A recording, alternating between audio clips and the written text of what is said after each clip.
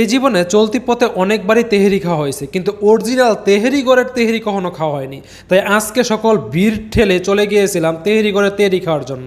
তেহেরি ঘরে প্রবেশ করতে চোখ পুরো ছানা পোড়া হয়ে গেছিল, কারণ সম্পূর্ণ সবগুলো টেবিল ফুল বুকিং ছিল। আমরা বসারই ঠিকমতো জায়গা পাচ্ছিলাম না।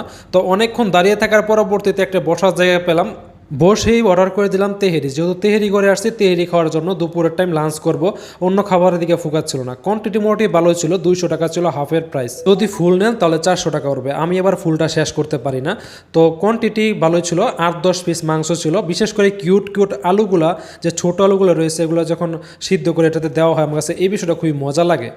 তো এবার বিসমিল্লাহ বলে মুখে দেওয়ার পালা। মুখে দেওয়ার পরে মাশাআল্লাহ খুব ভালো লাগছিল।